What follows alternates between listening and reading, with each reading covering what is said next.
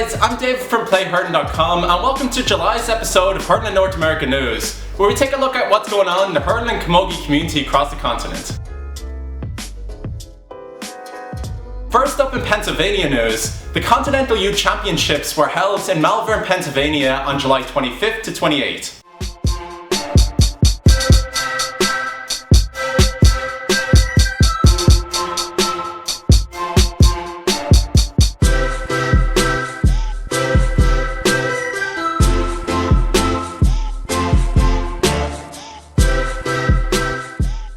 The CYC is the biggest Gaelic Games tournament outside of Ireland, and this year over 2,500 youth athletes participated aged under 6 to under 18. There were over 600 games during the 4-day tournament, and local news was there to cover the event. Continental Youth Championships are officially underway. I am blown away by the magnitude of this event. Over 2,500, almost 3,000 players from all over the world are here to compete against each other. Do you play Gaelic football and hurling, both of them? Yes. And what's your name? Phelan. If you're looking for something to do, it's going to be beautiful out. Come down here and check out the sport. I'm signing my 2 kids up because I am over the moon with how awesome this sport is. What do you guys say? Did you have a good time today? Yeah! Looking forward to the CYC 2020, which will be in San Francisco. Next up in Colorado news, the 3rd annual Rumble in the Rockies happened on July 13th and 14th. The tournament was hosted by the Denver Gaels and the Regulators Hurling Club. This 2-day tournament hosted hurling and camogie clubs from across the West. What's unique about the Rumble in the Rockies tournament is that it's played at exactly 1 mile above sea level, which makes it North America's highest altitude tournament. Next up in Canadian news, the Calgary Stampede Cup was held on July 13th. This Gaelic Games Cup happens in conjunction with the Calgary Stampede, which is an outdoor rodeo that attracts 1.5 million visitors.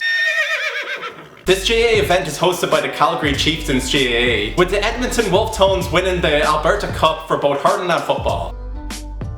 Next up in Tennessee news, the Music City Invitational Tournament was hosted by Nashville GAC on July 20th. Clubs who participated in this tournament included St. Louis, Knoxville, Nashville, Memphis, Greenville and Atlanta. Congrats to Knoxville GAC for winning the Watson tournament for hurling, and congrats to Atlanta GAA for winning the Wall Cup for camogie.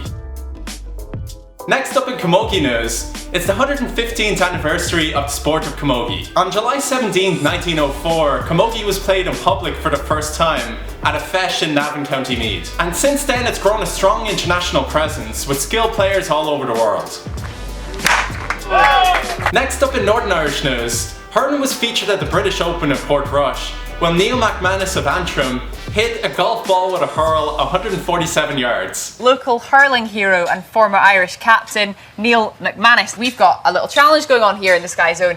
It's 148 yards. You're going to have to try and do it with the hurl. We're not going to even let you hit what you're used to hitting, which is the slitter. We're going to give you a golf ball to see if you can launch this into the air. I'll tell you what, that looks very good. That looks just about perfect. What have we got? 147! What about that, folks? No, that is not bad at all.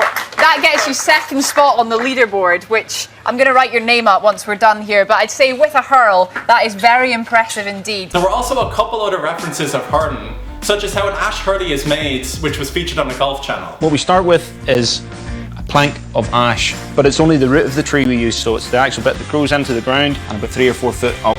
In a process that seemed as short as my golfing career, Michael continued cutting and shaping until the ash was fully transformed into a hurley. Do you want to try it out? No. And it's lovely to see this connection being made, as hurling is theorised as the grandfather sport to golf.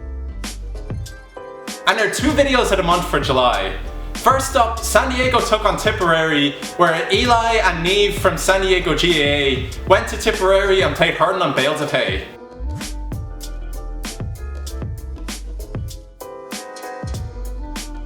And July's 2nd video of the month goes to Sarah Koenig from the Milwaukee Hurling Club, who shared why she loves hurling and camogie. There's an absolute love that comes with hurling. I think you find something in it that's more than just playing a sport. I've made friends here that I probably, even long after I stop playing, will still have. Mistakes at 3! 1, 2, 3! Mistakes! It's men, it's women, it's people that come from different backgrounds and come from different areas. People that have played for different clubs now find themselves in Milwaukee that play here.